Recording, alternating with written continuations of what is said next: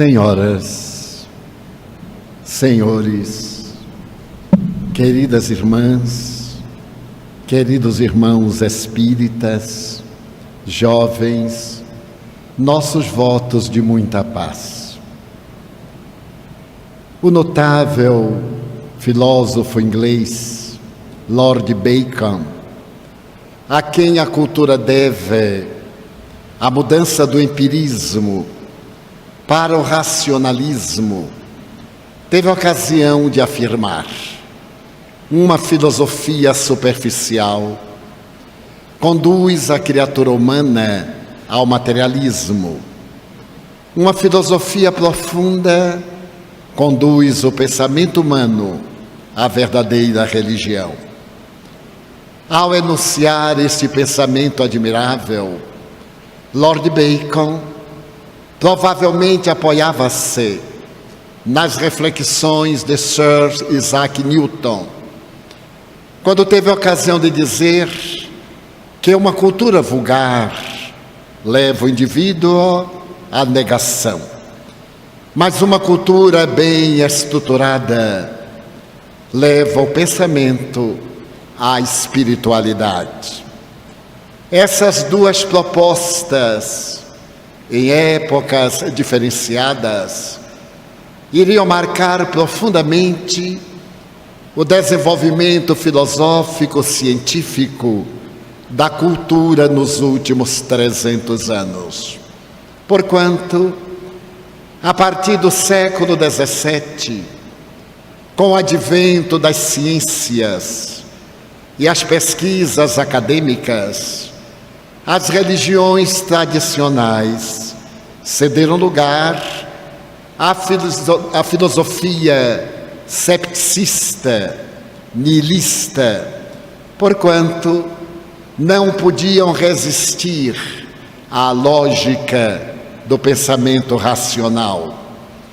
No século XVIII, por exemplo, no dia 23 de novembro de 1793, em plena Revolução Francesa, na Catedral de Notre-Dame, em Paris, um cidadão, Gaspard Chaumette, levantou-se no púlpito da veneranda igreja gótica e asseverou com grande empáfia: neste momento, a França que se libertou do tacão dos Bourbons não necessita de Deus.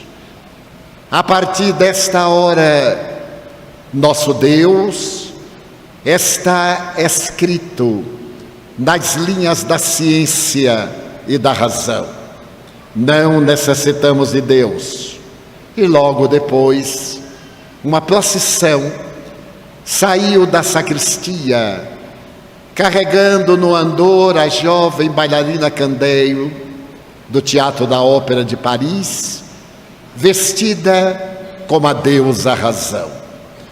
Esse período racionalista dos filósofos da Revolução Francesa naturalmente assinalou profundamente a alma do grande país latino, permitindo que os dias do terror assinalassem de maneira lamentável o ideal filosófico que escreveu nas páginas soberanas da justiça, em 1791, os direitos humanos, e que trazia como legenda a igualdade, a fraternidade, a liberdade.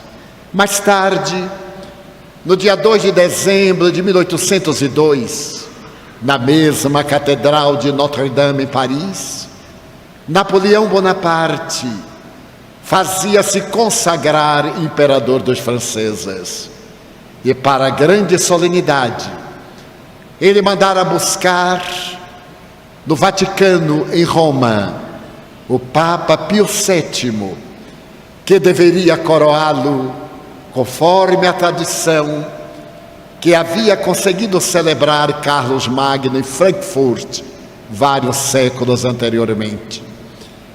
E para mostrar a sua animosidade ao Papa, no momento em que este traz a almofada de veludo azul com a coroa da França, Napoleão quebra o protocolo, levanta-se, toma da coroa e autocinge-se, humilhando o Papa diante de 15 mil convidados na catedral. E ato contínuo, ele vai coroar Josefina como a primeira imperatriz da nova era.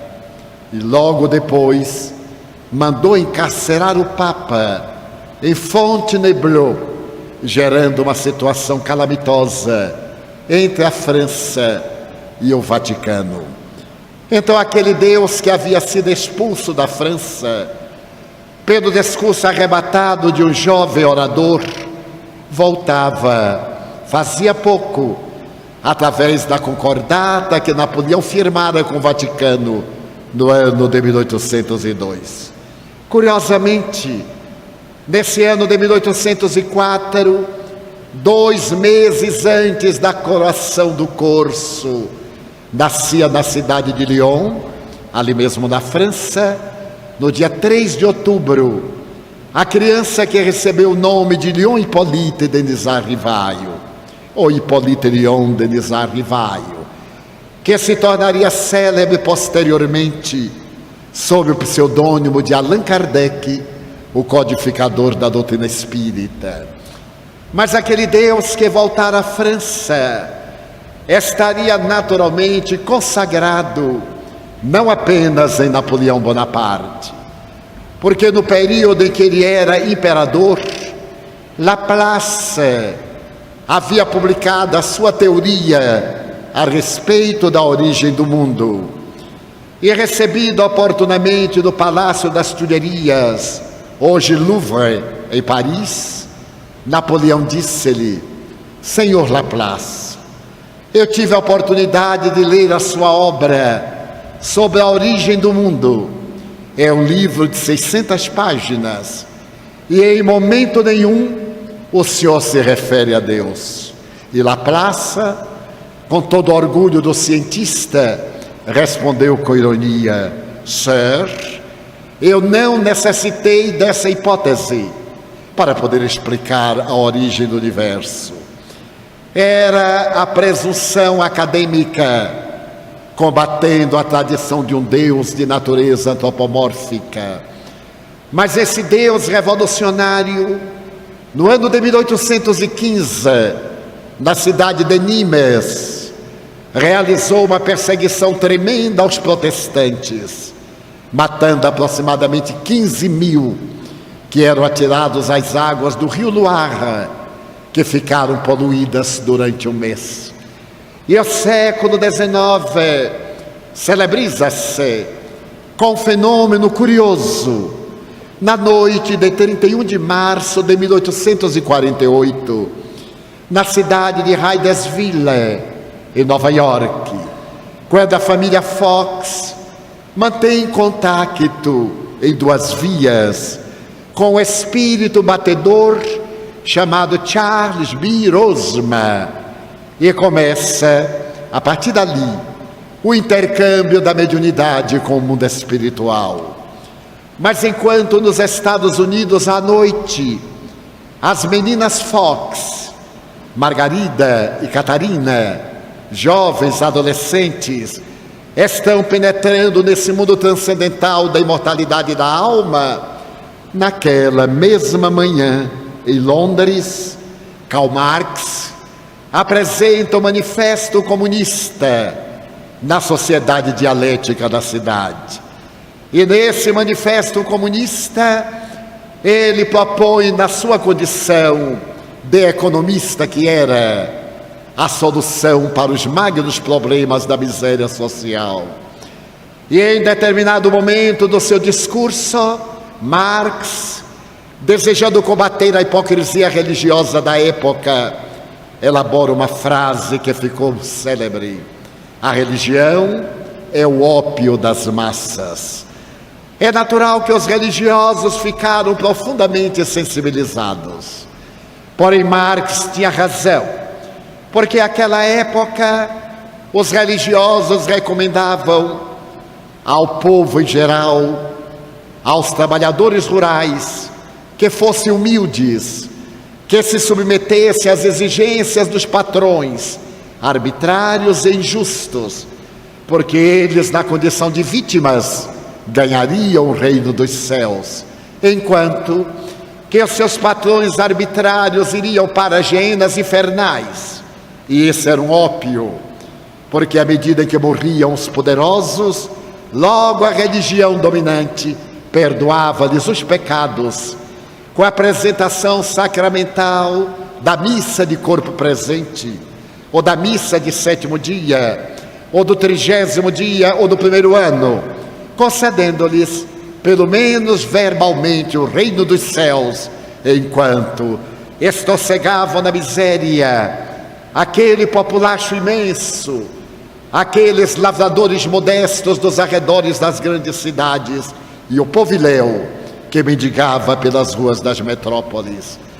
Com o nascimento da dialética de Marx, Engels e Lenin, a sociedade vai agora aportar no socialismo. Mas nesse período do socialismo de 1848, a sociedade vai abrir um leque para uma doutrina filosófica admirável, o positivismo, apresentado por Augusto Comte como sendo uma conciliação entre o materialismo atomista e o espiritualismo tradicional. O eminente mestre e filósofo Augusto Comte irá apresentar a religião da humanidade, asseverando que se existe vida depois da vida, isso não é importante. Importante é viver com dignidade enquanto se está na vida física. Porque se houver vida post-mortem, aqueles que desempenharam os seus deveres com honorabilidade serão beneficiados pela oportunidade da imortalidade. E se não houver, eles já foram felizes, graças ao culto do dever e aos trabalhos notáveis de dignificação que realizaram na terra. Nesse período, estava em França o professor Rivail, que havia estudado na cidade de Verdun com Pestalozzi. O referido menino, nascido a 3 de outubro de 1804, e como nascera no lar católico, e for educado num colégio protestante, le professeur Rivail havia adotado uma postura de intelectual destituído de qualquer sentimento religioso e aceitou a proposta do positivismo como sendo a ideal filosofia de vida. Se existir uma vida espiritual, muito bem, mas é importante que a vida física seja trabalhada nos deveres de natureza ético-moral. E ele vai perceber que a proposta de Augusto Comte tem bases racionais, porque ela está estatuída dentro de um princípio: acreditar-se somente naquilo que os sentidos possam demonstrar. Era a repetição de uma proposta evangélica: ver para crer, conforme a narrativa dos evangelistas a respeito de Tomé, aquele discípulo que duvidou da ressurreição de Jesus, e quando o mestre lhe apareceu com os demais amigos ali no cenáculo, chama-o e diz: Tomé, vem e toca a minha chaga, a lancetada de Longinos entre a 3ª e a 4ª vértebra do lado direito do seu corpo. E Tomé vai e toca e diz: Senhor, agora eu creio. E Jesus redargui: tu crês porque viste.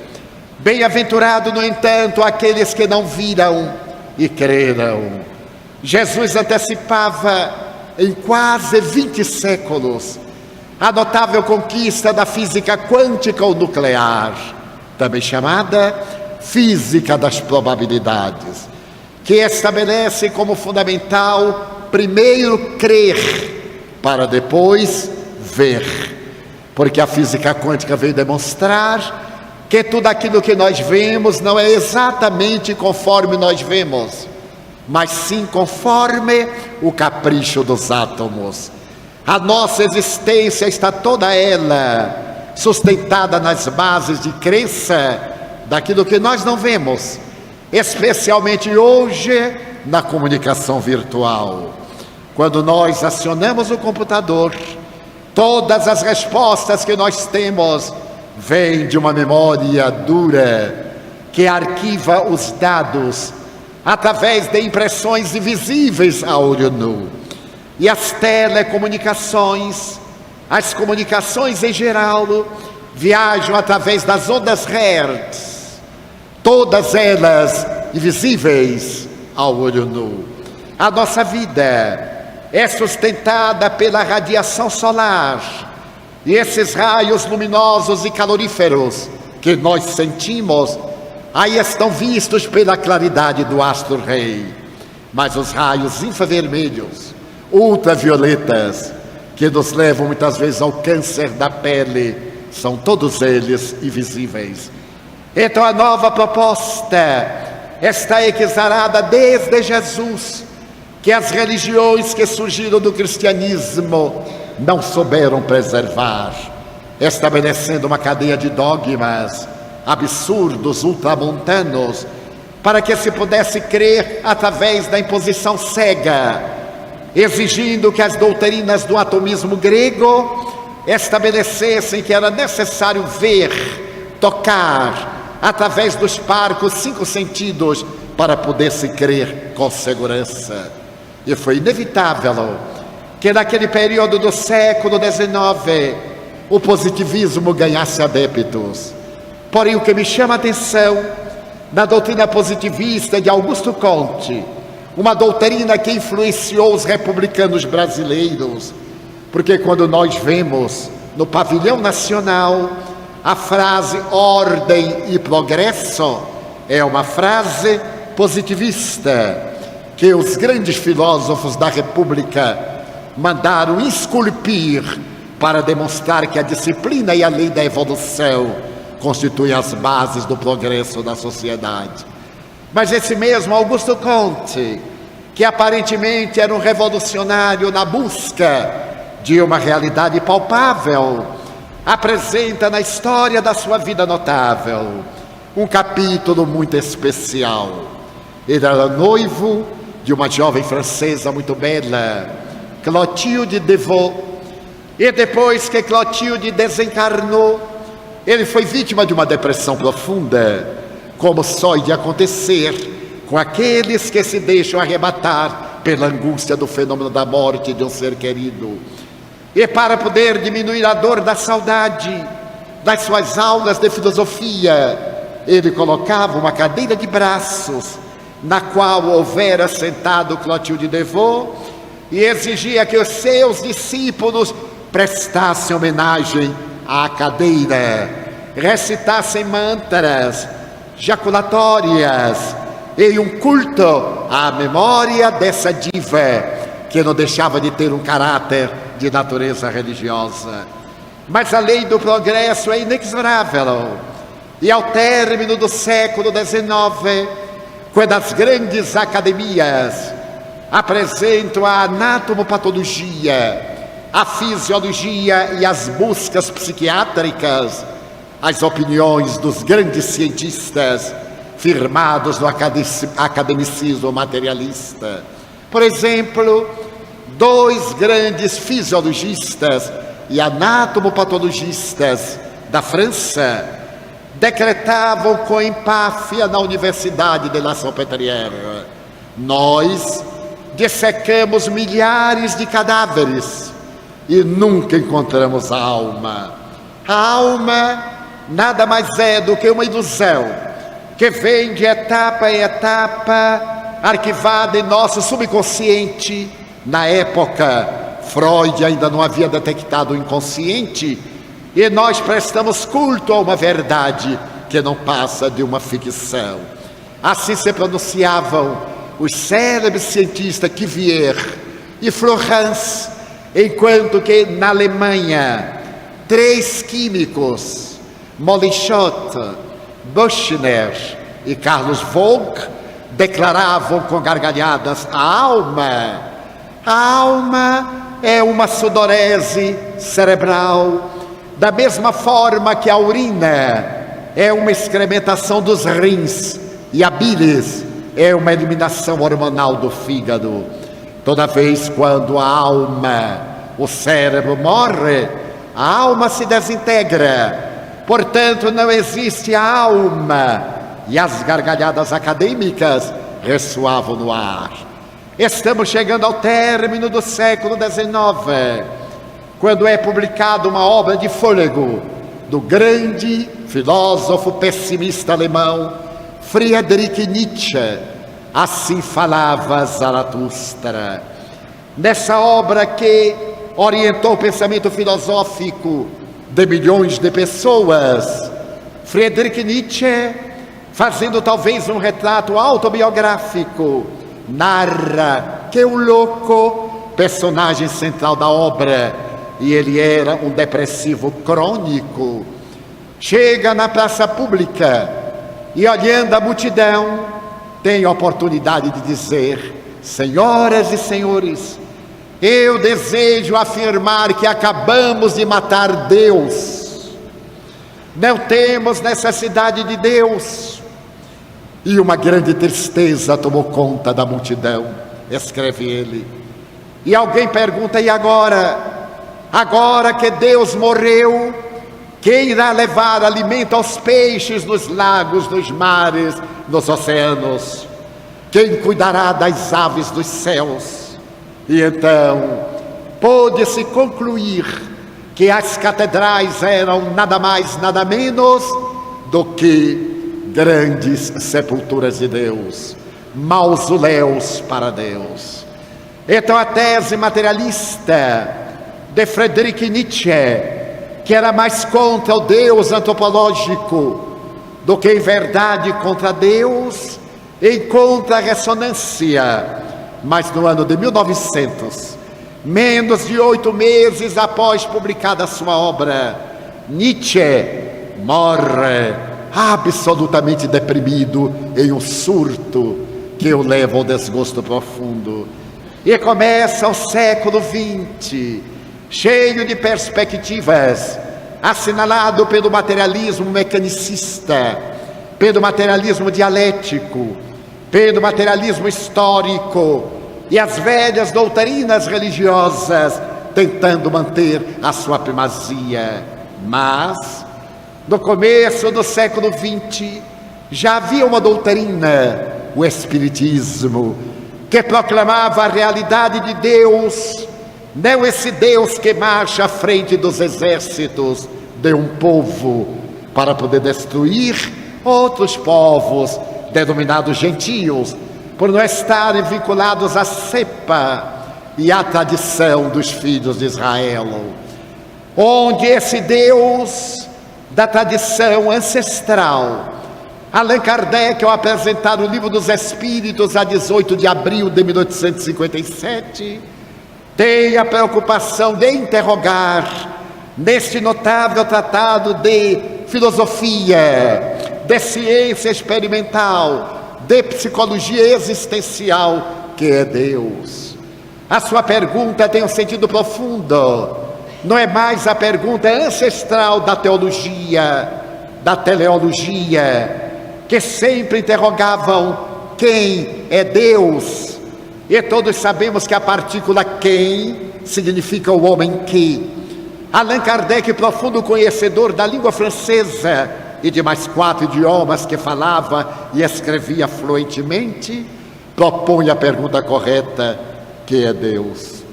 E os espíritos respondem: é a inteligência suprema, a causa primeira do universo. É uma resposta simples e profunda, porque vai definir o absoluto, vai dar uma ideia do infinito causal, sem fazer que esse infinito possa ficar contido no bojo de um grupo de palavras. Porque a grande dificuldade para definir o indefinível é dar uma extensão de infinitude que não coloque a ideia de maneira relativa. E os espíritos dão essa resposta monumental, fascinante, à inteligência suprema, a causa primeira de todas as coisas. Mas Allan Kardec era positivista, era um cientista, e não se contenta com a resposta. Então ele volta à carga e indaga: e que provas se tem da existência de Deus? E os espíritos então respondem com beleza, em uma reflexão da vossa própria cultura. Todo efeito provém de uma causa, logo, tudo aquilo que não foi feito pelo homem, por Deus foi feito. E é notável a resposta também, porque nada se autofaz, exceto Deus. Como é que nós poderíamos entender esse universo, se ele não tivesse uma causalidade, e fosse resultado de um caos, de algo de um momento para o outro, que se repetiu de maneira assintomática e depois parou naquilo que nós chamamos a ordem universal. Basta, como diz o grande astrofísico inglês Sir James Jeans, que nós saiamos por uma estrada em uma noite de inverno, onde não haja claridade artificial, e olhemos os céus. Então nós diremos: meu Deus, eu vejo milhões de estrelas. E nos enganamos, porque somente são visíveis a olho nu 5.000 estrelas, isto é, 2.500, porque as outras 2.500 estão do outro lado. Se alguém duvida, quando sair daqui pode contar para verificar a sua exatidão. Mas se a pessoa utilizasse de um binóculo, pode ver 15.000. Se utilizar de um telescópio doméstico, pode ver 150.000. Se utilizar o telescópio de Monte Palomar, pode ver 30 milhões. E se abrir a internet quando chegar em casa e consultar o telescópio Hubble, que está fora do nosso planeta, a mais de 400 quilômetros, a pessoa poderá saber que a nossa galáxia, essa mancha embranquiçada, essa Via Láctea, tem aproximadamente 200 bilhões de estrelas. 200 bilhões de estrelas. E irá perceber algo fascinante, que esta galáxia é apenas uma das 100 milhões de galáxias que existem em nosso universo relativo, porque o nosso universo, segundo Albert Einstein, ainda não é o universo absoluto.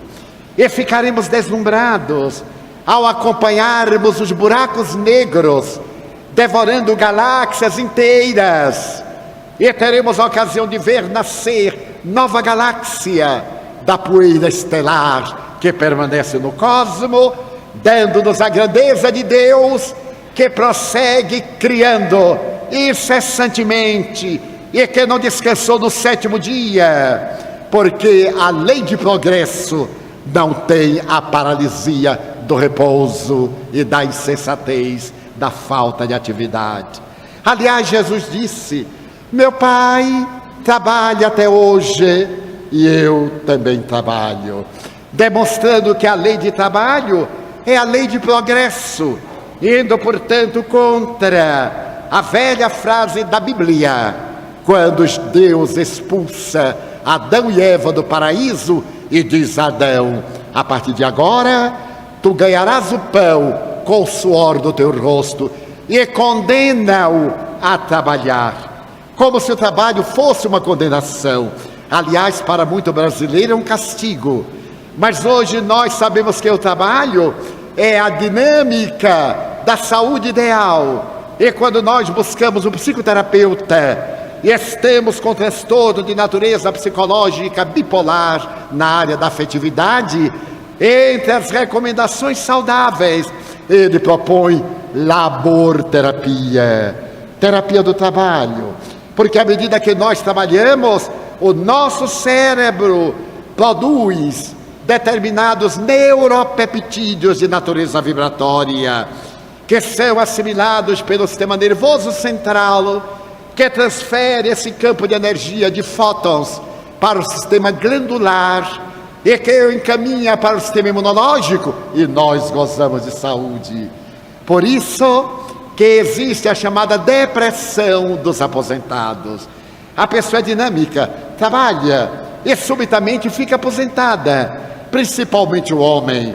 E não pode haver nada pior do que homem com as horas vazias dentro de casa. É um tormento para a mulher. Ela acende a luz, ele apaga para economizar.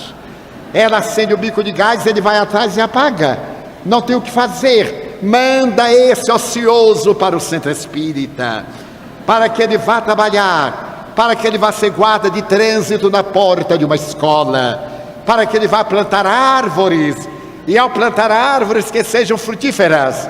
É por isso que a depressão do aposentado mata de maneira vertiginosa, porque a pessoa perde o sentido para a vida. Eu conheço muitos indivíduos que se aposentaram e dizem que são velhos, a vida não tem mais sentido, já fizeram de tudo, agora ficam em casa, jogando gamão, paciência, ou no computador, namorando, na hora que devia estar rezando porque vai morrer. Está tentando flertar de maneira virtual para poder encher o tempo. E muitos me dizem: mas Divaldo, eu estou muito velho para fazer qualquer coisa. E eu pergunto: quantos aninhos você tem? 60, 65. E eu olho com certa superioridade moral e digo assim: mas como, garoto? 65 anos?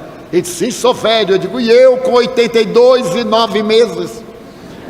Agora que eu sou um idolescente, porque tem adolescente, aborrecente e idolescente, o idoso, segundo o nosso querido colaborador, idolescente. Eu achei a palavra maravilhosa, porque já não sou mais idoso, não sou de terceira idade, essa frase detestável, ele é de terceira idade. E um dia eu fui ver um baile de terceira idade, quase que eu chorei, porque aquela gente, terceira idade, arrastando o pé e namorando aos 80 anos. Mas naturalmente é a solidão, a necessidade de alguém, a necessidade de carinho. E muitas vezes me aflige quando estou na ponte de embarque e aquelas moças lindas declaram: têm preferência as mulheres grávidas, as mulheres com crianças, as famílias, os com dificuldade de locomoção e as pessoas da melhor idade. Eu fico olhando o desfile da melhor idade. É claro que eu não entro, mas eu fico olhando. E certo dia, uma funcionária me olhou e disse: eu não quero entrar. Eu não entendi o que ela queria dizer. Eu disse: ah, sim, vou entrar, porque eu sou cartão vermelho da TAM. Então eu entrei pelo cartão, não pela idolescência. Então é necessário dar um dinamismo à nossa vida. Por isso a doutrina espírita, em O Livro dos Espíritos, analisando as leis morais, estuda a lei do trabalho, esta lei da dinâmica do trabalho, da ação continuada. E graças a essa doutrina, Deus volta ao cenário internacional da filosofia, da ciência, da cultura e, sobretudo, dos contactos humanos como a inteligência suprema e a causa primeira de todas as coisas. No dia 26 de junho do ano 2000, na Casa Branca, em Washington, a notável capital dos Estados Unidos da América do Norte, tem lugar uma cerimônia de alto coturno. O presidente Bill Clinton está diante das câmeras de televisão e das emissoras de rádio. Ele está assessorado por um notável geneta, o Dr. Francis Collins, e pelo representante dos laboratórios particulares Celera, o Sr. Craig Venter. Um telefone está ligado diretamente ao primeiro-ministro da Inglaterra, Tony Blair, e o presidente da República dirá ipsis verbis: hoje é um dos maiores dias da humanidade. A decodificação do genoma humano apresenta-nos um dos mais notáveis e mais importantes projetos do engenho da criatura humana. Graças à decodificação do genoma, nós agora aprendemos a linguagem de Deus e sabemos como Deus criou a vida. Essa declaração do presidente da República dos Estados Unidos comove o mundo, porque estava sendo apresentado o primeiro rascunho da decodificação do genoma humano.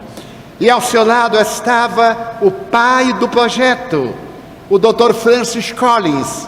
Esse projeto esteve em 20 universidades durante 20 anos, trabalhado por 50 cientistas do mundo, inclusive um brasileiro de Minas Gerais, porque o mineiro vai devagar, mas chega lá.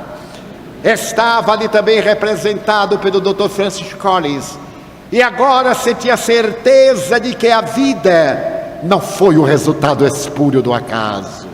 A vida tem um início lógico na intimidade das águas oceânicas, quando as ondas do mar há 2 bilhões de anos, golpeando as rochas vulcânicas, lograram liberar cadeias de açúcares e cadeias de carbono. Essas moléculas desceram à intimidade das águas e aglutinaram-se, formando os primeiros organismos unicelulares.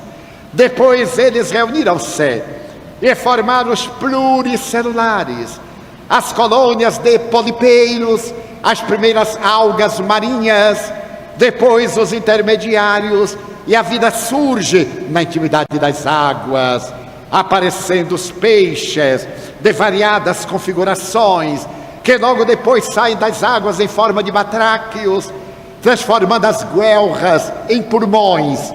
E vem agora os animais, os quadrúpedes, as aves, os bípedes, o ser tradicional do Pithecanthropus erectus. E a partir daí, no processo da evolução, chegamos ao Homo sapiens sapiens, que hoje passamos a chamar Homo virtualis. Antes da decodificação do genoma humano, no ano de 1808, em Paris, um notável antropólogo publicou a sua zoologia, a sua filosofia zoológica, Jean-Baptiste Lamarck. E ele já estudava naquela época o processo da evolução, dizendo que havia 2 fatores nas transformações das formas: o fator genético, a hereditariedade, e o fator mesológico, o ambiente. Mas o trabalho de Lamarck, chamado transformismo ou lamarckismo, tinha antecedentes no fim do século XVIII, quando estudiosos como Erasmus, avô de Darwin, Goethe e outros desenharam as primeiras ideias a respeito da evolução, que irá culminar em 1859, quando Charles Darwin apresenta a sua teoria evolucionista, que Allan Kardec antecedeu 2 anos, demonstrando que a vida teve origem na intimidade das águas e que este corpo ainda é um ensaio, da mesma forma que o Pithecanthropus, o Homo erectus, o Homo sapiens sapiens foram modificando-se. Este corpo é um ensaio, porque no mundo superior, no qual estaremos logo mais, dentro de alguns próximos séculos, no mundo de regeneração, a nossa será uma forma mais sutil, o corpo será menos denso como o nosso é em relação ao dos séculos passados, porque os espíritos que irão habitá-lo são espíritos nobres, que não têm necessidade mais do sofrimento, que não têm necessidade das dores para evoluir. E o seu processo de evolução será feito através do amor. Há severos espíritos nobres que o século XX foi da ciência de ponta e da tecnologia de ponta. Este é o século das artes, da beleza, da religião, em que a ciência e a tecnologia, que nos proporcionaram tantos bens, irão ensejar-nos a contemplação da beleza. Nós vemos hoje a arte virtual, os trabalhos fascinantes que são apresentados através dos raios laser. Podemos observar as cirurgias à distância, através dos computadores, mostrando as experiências biológicas, climatéricas e da hereditariedade a que estão sujeitos os nossos corpos. Então Deus volta na palavra dúlcida de Jesus, que o chama de meu Pai, e que João Evangelista, de uma maneira incomum, tem a oportunidade de dizer: Deus é amor. Então esse Deus renegado pela ciência é agora documentado pela ciência.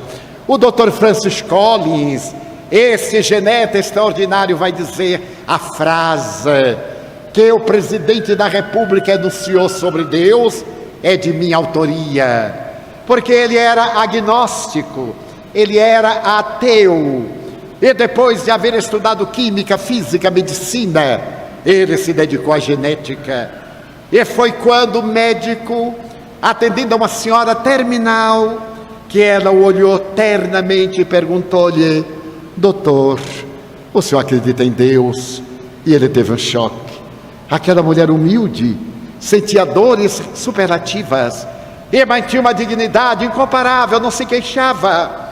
Então ele ficava admirado porque ela se recusava aos anestésicos, aos soníferos, com a sua fé em Deus. Então ele ficou preocupado e resolveu fazer uma nova pesquisa. Será que Deus existe?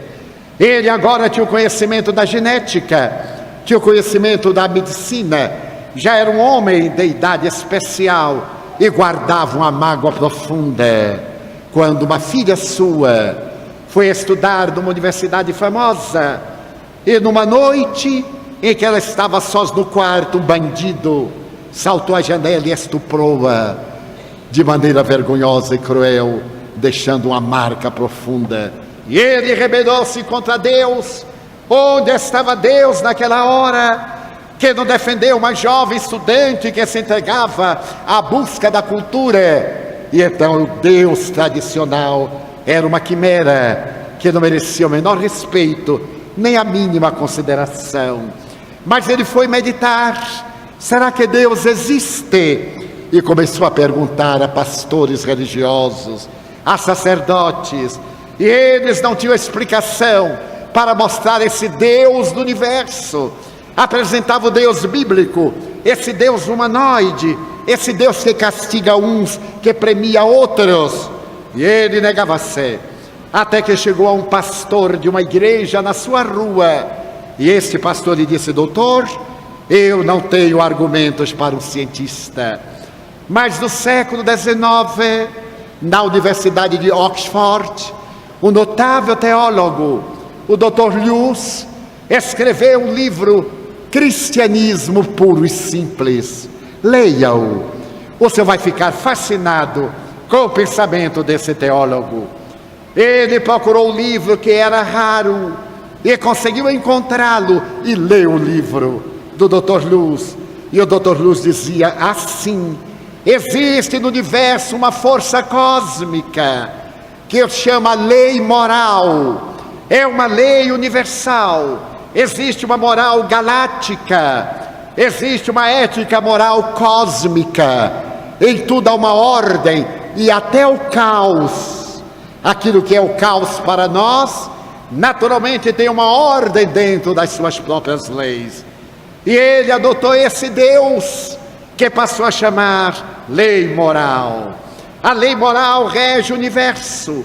Então hoje nós podemos dizer que o universo é mantido por 5 leis: a da gravitação universal, do eletromagnetismo, a lei quântica forte, a lei quântica fraca e a lei moral. Então é fascinante notar que aquilo que o Dr. Francis Collins encontrou no Dr. Luz está no Livro dos Espíritos.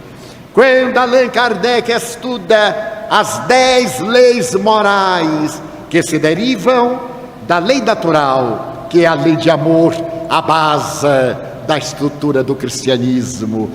Então os cientistas lentamente começam a fazer a volta na direção de Deus, porque logo depois, no ano de 2002, um outro geneta, este geneta do comportamento, o Dr. Dean Hammer, estudando os 35 mil genes, que são elementos do DNA, decreta que existe o gene de Deus, que nós somos filhos de Deus geneticamente, não apenas do ponto de vista filosófico, porque nós somos essência divina, fomos criados por Deus. Então, nós temos uma força genética, e desses 35 mil genes, um deles, o VMAT2, é o gene de Deus.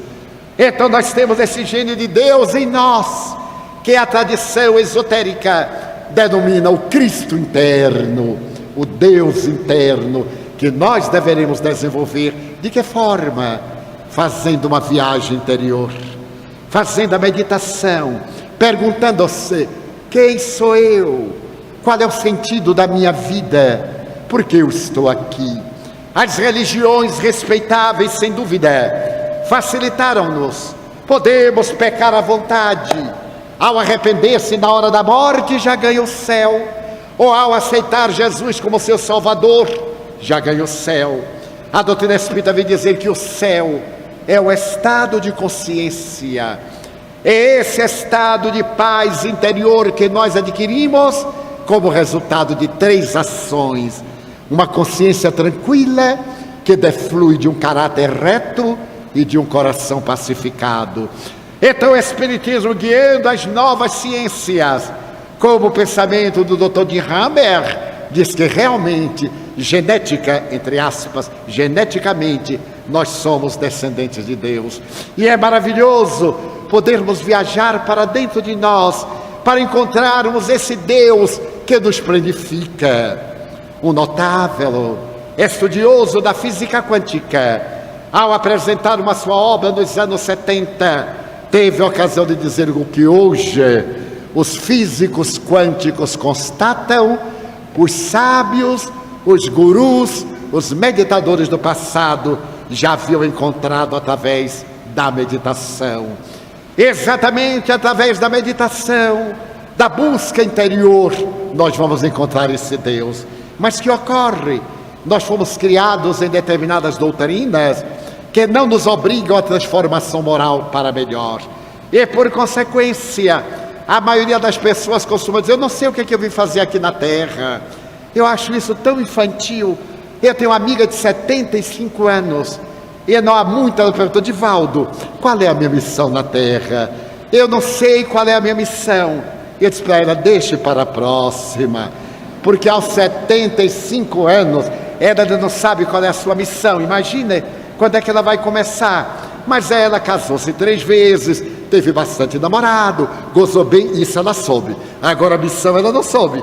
E eu é que teria que dizer qual era a missão dela, porque o povo é muito cômodo. Se for uma missão bonita, que bom, mas se for fazer o bem, trabalhar na ação da caridade, fazer a reforma moral, mas isso não é missão, isso é castigo.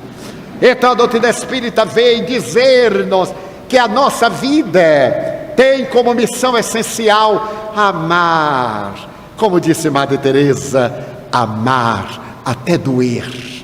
Amar, porque quem ama tem maturidade psicológica. Quem deseja ser amado é criança psicológica, ou como diz Carl Gustavo Jung, é uma criança maltratada. Desses indivíduos que são muito infantis, a gente passa, não deu bom dia, eles ficam logo magoados, ressentidos. Eu tenho um caso tão curioso que me aconteceu não há muito. Eu tenho uma amiga de 40 anos, todos meus amigos são muito antigos. Quando eu era jovem, os rapazes, as moças assim: oi, Divaldo, eu gosto de você. Até que um dia um rapazinho chegou e disse: seu Divaldo. Eu digo: não, meu filho, me chama Divaldo. Sim, senhor. Eu digo: não, pode me chamar de você. Sim, senhor. Eu me dei conta que já não era Divaldo, era seu Divaldo. Mas eu me adaptei. E eles passaram a dizer: seu Divaldo, papai mandou lembrança, mamãe mandou lembrança. E eu me acostumei. De repente chega o jovem: seu Divaldo, vovó mandou lembrança. Eu digo: meu Deus, o que é que ele está querendo dizer com isso?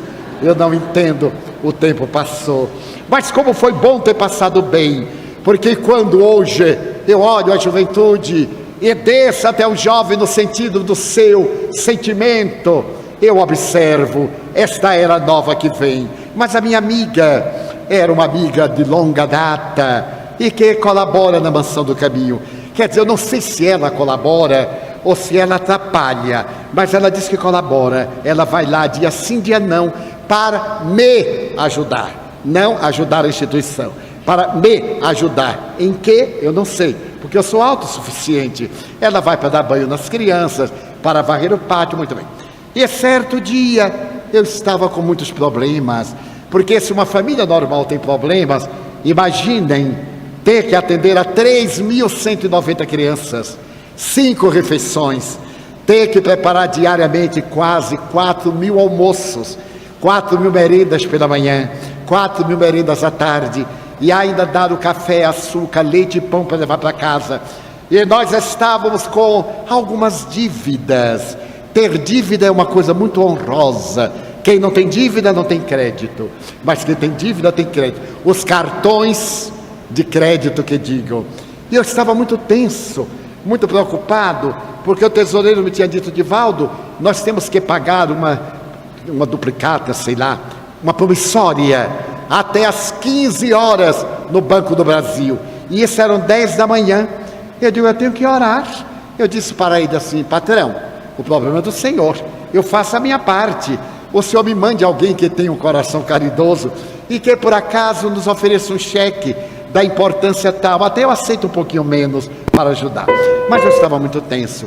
Desci a escada do primeiro andar do apartamento em que eu resido, na Mansão do Caminho, e então eu passei, e a minha amiga, entre aspas, estava em pé, e eu não a vi, porque eu estava com a vista interior, tenso, preocupado. E ela aí, criança psicológica, gritou: Divaldo, não fala comigo, hein? Eu aí digo assim: me desculpe, mas eu não a vi. E ela disse: viu sim, porque o povo é engraçado, viu sim. Eu disse: mas como é que você sabe que eu vi? Afinal, os olhos são meus. Eu não a vi, porque eu sou muito tenso, estou preocupado. Não, você viu. É que você está ficando rico, olha. E agora, como rico, você passa por nós, os pobres, complexo de inferioridade. Então não fala mais. Eu digo: olha, me desculpe, mas eu não a vi. Ela disse: viu sim.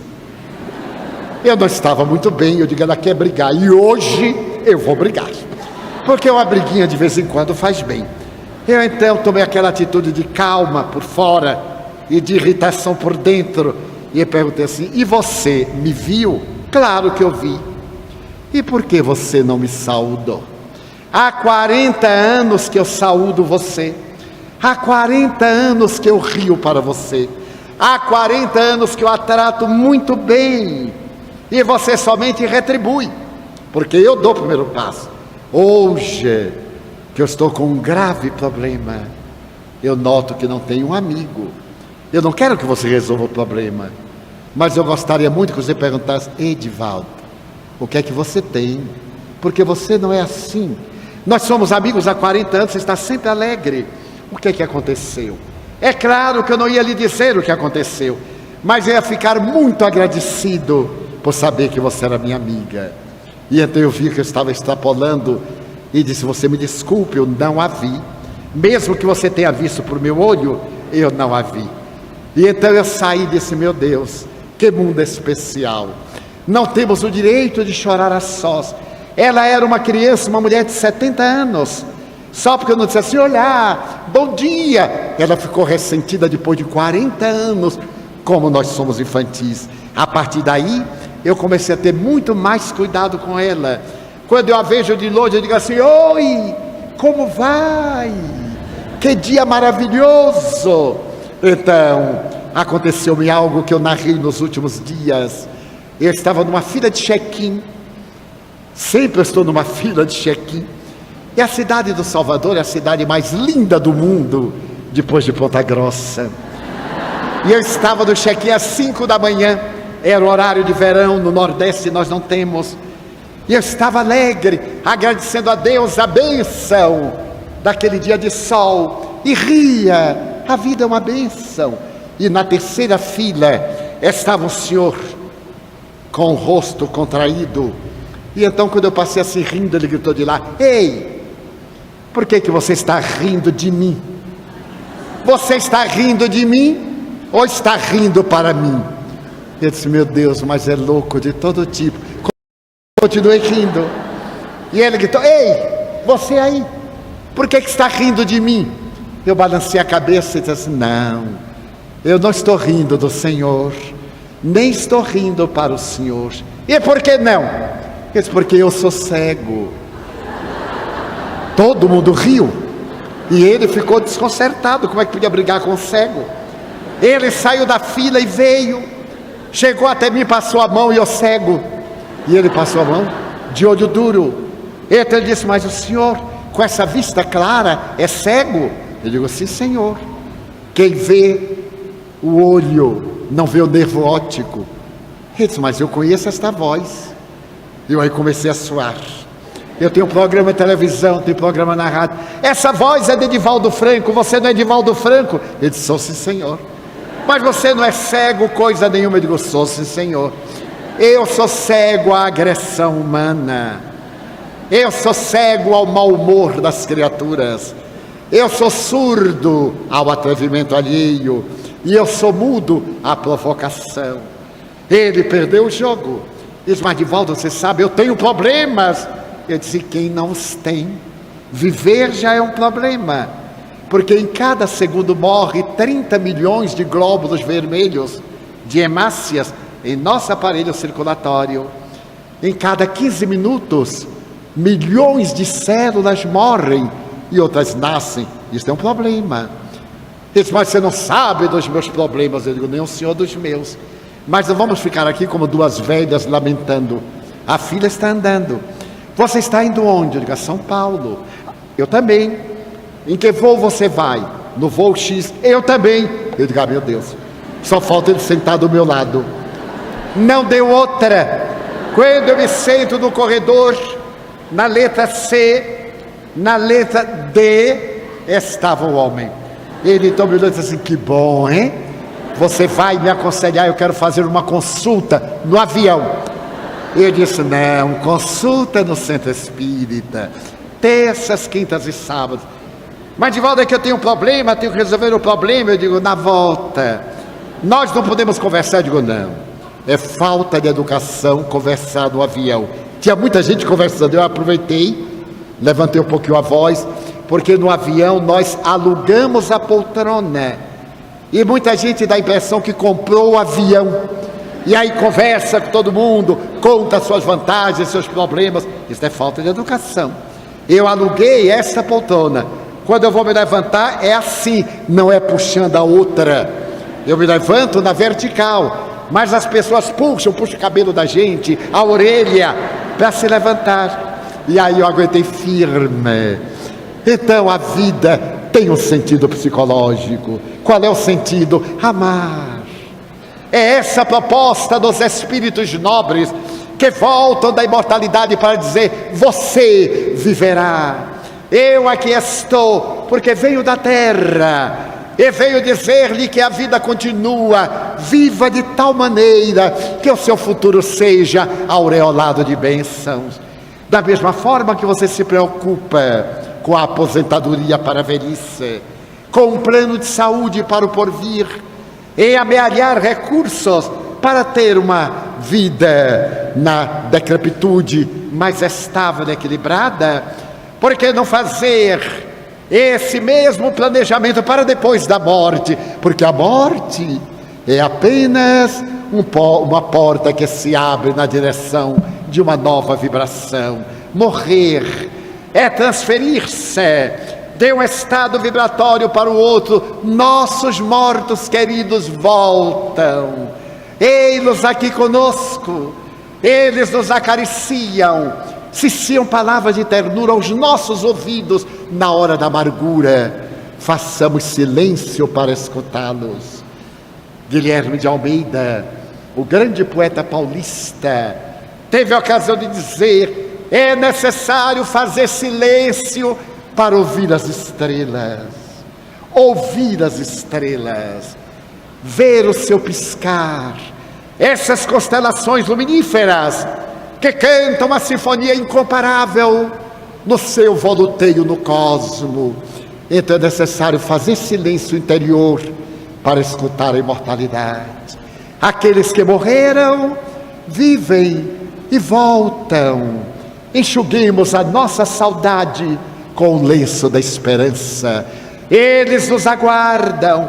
Vivamos de tal forma que ao chegar o momento da nossa desencarnação, conforme a mitologia grega, ao pegar a barca de Caronte para nos levar ao outro lado, a nossa moeda que os gregos colocavam na boca do cadáver seja a boa ação. Que deixemos com o corpo as amarguras, os ressentimentos, o ódio, a inveja, que nos trabalhemos para ser felizes, porque é possível ser feliz. O Senhor perguntou-me um dia: você é feliz? Sim, Senhor. Inteiramente feliz? Sim, Senhor. Então você não tem problemas? Sim, Senhor, tenho problemas. Mas como é que pode ser feliz tendo problemas? Eu digo: eu sou feliz porque tenho problemas e administro os meus problemas. Só não tem problema o esquizofrênico, porque ele se aliena e torna-se problema para os outros. Mas ter problemas é saudável, é sinal que nós estamos vivendo. Há pouco um coração amigo me perguntou ali: Edivaldo, você é conservado no formol? E eu lhe disse: não, porque eu estou vivo. Eu sou conservado na alegria de viver, do trabalho, da ação. Quando eu completei 80 anos, eu recebi o convite para o Congresso Mundial de Espiritismo, que deveria ter lugar no ano de 2010, na cidade de Valência, na Espanha. E então eu disse: meu Deus, eu estarei com 82 anos, estarei aquele velhotinho, sem forças. Eu não vou responder, porque ainda me faltavam 2 anos, e como na fase da contagem regressiva, um dia vale uma semana um mês vale um ano, eu deixei para lá. Mas a benfeitora Joana de Ângeles, quando eu estou em Salvador, ela psicografa uma mensagem diariamente. Às 9 da manhã, ela vem, psicografa a mensagem. Eu tenho aqui a mesa de psicografia, de trabalho, e aqui eu tinha a máquina datilográfica, hoje o computador.